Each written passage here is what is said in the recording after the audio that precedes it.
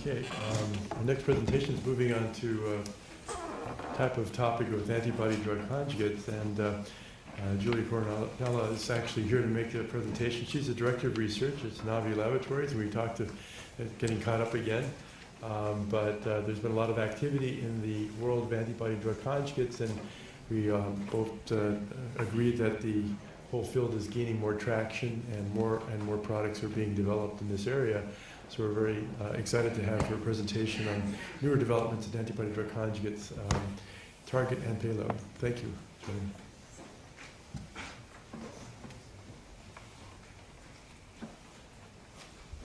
All right, well, thank you, Ida, for inviting me over to introduce everybody to Navi Research Labs. We've been kind of under the radar here in San Diego for a while, so I forgive Ezra, I don't know where he is, for not having us on his map of local biotech. So let's see, here we go. All right, so Navi Research Labs is a subsidiary of Mitsubishi Tanabe Pharmaceuticals in Japan. They're better known for small molecule drugs like Invokana, Gilenya, and recently Radicate for ALS has been approved in the US. So TRL, this building has actually been here in San Diego for 20 years. And it was previously a small molecule research facility and was reinvented about, I think, 7 years ago. I think it was 7.5 years ago, about that. As a biologics research facility. And about, I guess, 5 years ago, we started an oncology group, and that is what we're working on now. Closer to the... Okay, so our primary pipeline at the moment is antibody-drug conjugates. So I don't think I have to explain to anybody here what an antibody-drug conjugate is, but I wanted to highlight some of the variables that are involved here. These are very complex drugs, and all of these variables have to be optimized. They are all, optimization of each is necessary to have a good drug, although no one thing is sufficient on its own to have a good drug. So obviously there's the antibody, which binds the target. It can bind it at different epitopes with different affinities, which can affect the biological activity of the antibody in terms of its internalization and trafficking and specificity. There are also, we have to consider the biophysical properties of the antibody. I think it was John Lambert famously, many years ago now, said if you start with a bad antibody, you will have a bad drug, and that certainly is still quite true. And that can affect the stability of your drug, as well as the pharmacokinetics and the toxicity profile. And if the antibody is the delivery system, the payload is the actual drug for these compounds. And it is conjugated to the antibody. There's a variety of conjugation chemistries that can be utilized, and certainly the linker chemistry can really impact the PK and stability of these drugs, and really affects the therapeutic index as well. In fact, the drugs can be conjugated to the antibody via site-specific conjugation, which can, in theory, limit the drug loading of the antibody to 2, which can improve the PK and tolerability of the drug. And also, one thing to consider also is that one thing that we've seen is the site at which the drug is attached to the antibody can really impact the biophysical properties as well. Okay, so just give a little highlight of how we at TRL have chosen to optimize these many variables to make good antibody-drug conjugates. I'm not going to talk about all these topics here. I'm kind of short, so I'm going to get the microphone a little closer to me. A lot of these guys that are up here are like 6 feet high. So. Anyway, so we develop our own antibodies at Tanabe, and we also develop antibodies with outside companies that we feel have novel or interesting technologies. We've developed both monospecific and bispecific antibodies for some of our approaches, and we certainly have explored optimized conjugation strategies. But what I'm going to talk about today are a little bit of one of our target discovery efforts, and I'm going to talk about also, once you have these targets, taking a look at the kind of indications that they're expressed in, and what that means for your drug, and also what kind of toxins you should employ for those types of indications. And obviously today there's been now 3 talks about drug combinations. This is something that is of great interest to us. I'm not going to talk about that so much today. It's a subject in and of itself, but that certainly looks very interesting as well. Okay, so to identify antibody-drug conjugates targets, you need cell surface expression, obviously, and ideally to be something that a protein that internalizes robustly and will deliver the drug to the inside of the cell.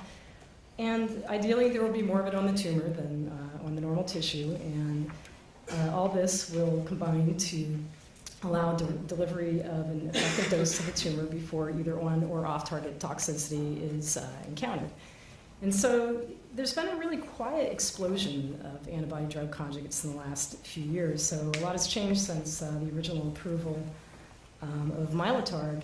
So there's now actually 78 ADCs that are in clinical development at one stage or another. But there's a lot of overlap in the kind of targets that people are working on. So in fact, there's 10 ADCs against HER2 alone. And this is at least in part because most people generate their targets by very similar methods, which is looking at mRNA overexpression.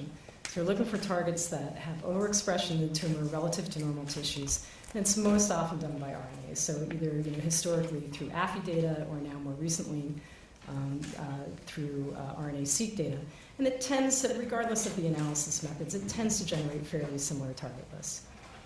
So we decided to take a slightly different approach. We worked with Vineet Bafna, who's a professor here at UCSD at the College of Engineering. He's a big data bioinformaticist, and we decided to mine the proteome. And Dr. Bafna's approach is called proteogenomics. And so he starts with the data sets from TCGA. There's a parallel effort called CPTAC, which analyzes, does proteome tumors that were analyzed for TCGA. And he takes those three very large data sets, the proteomics, the transcriptomics, the mRNA, and also the DNA, and incorporates those into a single analysis and generates targets, which we then validate at TRL. So I'm going to show an example of some of the kind of targets that we got.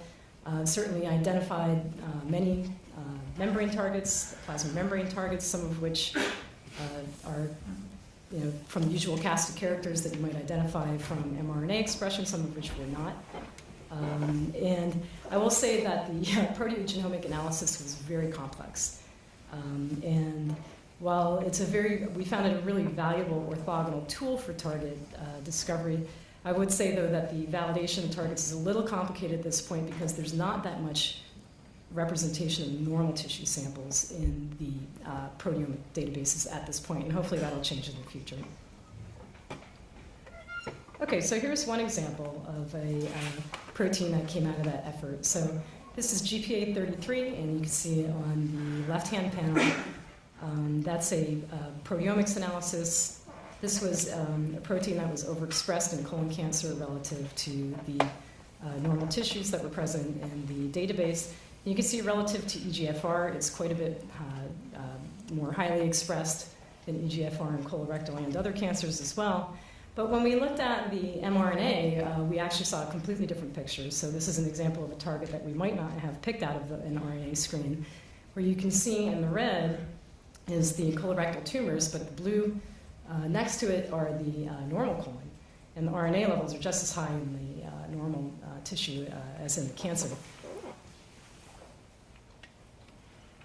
Okay, so bringing this forward through validation, the left-hand panel shows this is the cancer cell line encyclopedia. Certainly there's plenty of cell lines that expressed GPA33, and we confirmed that by flow cytometry and developed a tool antibody-drug conjugate against GPA33. And on the right, it's an example of an in vitro experiment with that tool ADC. And we got about 100 picomolar efficacy. The green line shows a control on that. It's actually kind of typical for this kind of experiment. Some cell lines have really high rates of non-specific penocytosis, and you can see some killing even with a non-targeted drug conjugate. And then to address the normal tissue expression, we did some immunohistochemistry. And just as both the proteomics and the RNA data would suggest, there is expression on the normal tissues. And so we did an experiment with Epistone. They have an ex vivo primary colon cell organoid system in which they test any number of different types of drugs. And we do see, and we did in fact see cytotoxicity of the organoid cells with our tool ADC against GPA33. And although there are completely different assay systems in terms of the cytotoxicity assays and how we ran the cancer cell lines and the organoid assay, there was the EC50 and the cancer cell lines was about 100 picomolar, and what we see in the organoid assay was about 5 nanomolar, give or take. So it's at least possible that there is a window there. And our preliminary in vivo assays suggest that this target may be safe, although I think there's a lot more work to be done there.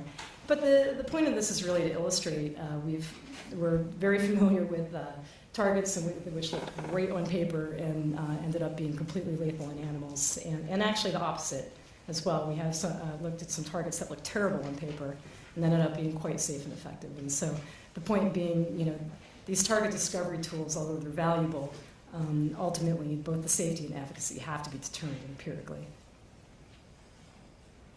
Okay, so once the target is identified, then the next step is to think about what kind of cancers is this target expressed in, and what does that mean for the kind of drug that you want to make. So there's almost 20 different payloads that have been tested on antibody-drug conjugates in the clinic at this point. There's really been an explosion in the last few years. Historically, almost all of these are tubulin inhibitors, either methansines or auristatins, but recently there's been a lot of growth with the PBDs, which are dipyrrolobenzodiazepine dimers, so I'll talk about that a little bit more. So these are the molecules that are the derivatives of which are the most commonly used payloads at this point in the clinic. So you can see in the top right there, those are the tubulin inhibitor toxins. There's the methansines, and then there's the dolstatin derivatives.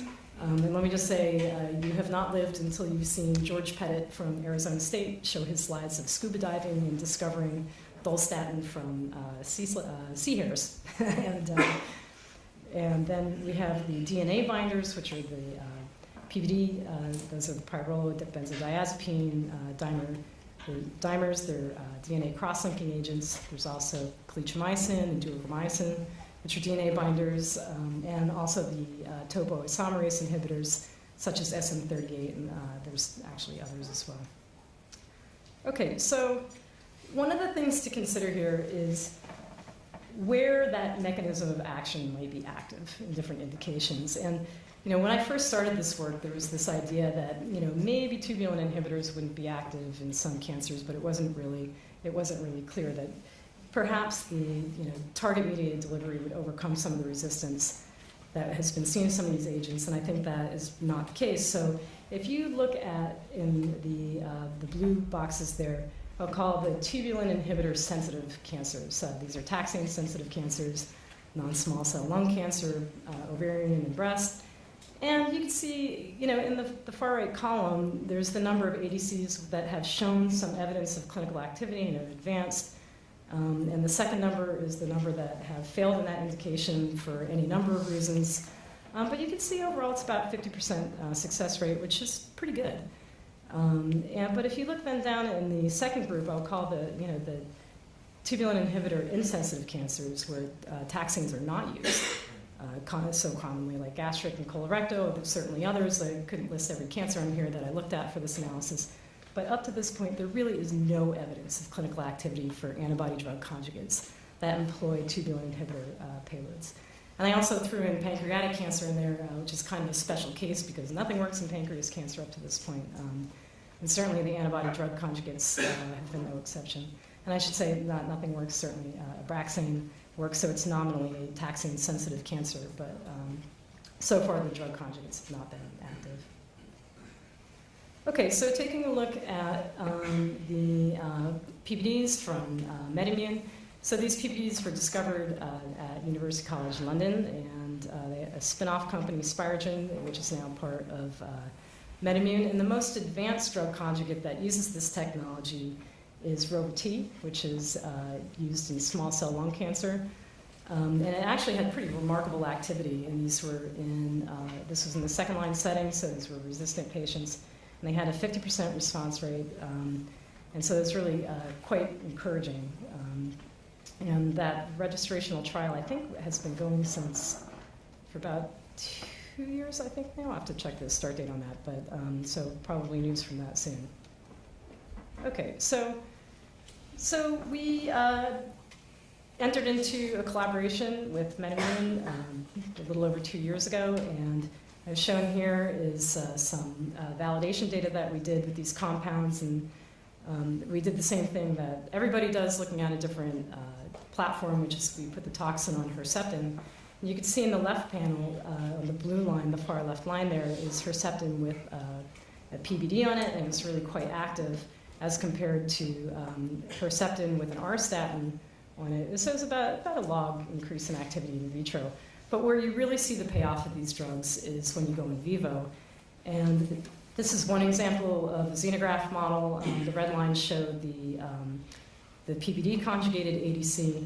Now this was dosed at the milligram per kilogram, but I can tell you that we've actually tested some compounds that with as little as 100 micrograms per kilogram, we also get total tumor regression with a single administration, which is really quite gratifying. Okay, so looking at where the PBD payload will be active, there's really not a lot of clinical data to this point. And so we're relying really on the preclinical data to guide us. And in one of the early publications from one of the discoverers of the PBDs, John Hartley, he indicated that SJG136, which is, I guess, kind of the great-grandmother of the current payload, has an activity similar to some DNA binding agents, as you might expect. And certainly when we look at in vitro, we see pretty broad activity across cell lines from a number of different indications. But I think, again, I think this is something that will have to be empirically determined where this is going to be active. Okay, so just to kind of a little final note on what we're doing here. So once matched to integrate the target and the payload and the indications. So what I did was I took a look at ADCs that have done well. And so these are things that have either been approved or in phase 3 testing or phase 2 testing, and so have shown some evidence of activity and safety. And again, there's many variables, but all of them are necessary. And so I took a look at the expression of some of these targets to see if anything could be learned from that. And I think what I learned was a little unexpected, which is that if you look at the graph, on the y-axis is highest normal tissue expression, and on the x-axis is expression of the target in cancers. What you can see is the single greatest predictor of high expression in the tumor is high expression in normal tissues as well. And certainly there is some level of overexpression in the tumor relative to normal, but maybe not exactly what you would expect. And just for fun, I did a linear regression on that, and I think the relationship between normal and tumor expression had a p-value of something like 10 to the -5 or something like that. So I thought that was really quite interesting. But looking at the data, the other thing that jumped out to me is that DLL3 is really an outlier, and that the expression on the tumor is quite low. And and it does kind of raise at least the possibility that of looking at targets that are not just highly overexpressed, but which may just have perhaps specific expression in the tumor rather than very high expression in the tumor. And so I hope in the not too distant future to add some of our drugs to that graph. We hope to be in the clinic a little later this year, and if you'd like to hear a little bit more about our most advanced program, please come to ASCO this year and come find me. We can tell you a little bit more about that and some of the specifics of that program. Okay, so I want to thank the team at SNABI. There's the team. I promise they don't dress like that for work every day, although maybe it would be more entertaining if they did. And the MetaMoon team, and Vineet Bafna and his postdoc in India from here at UCSD. Thanks.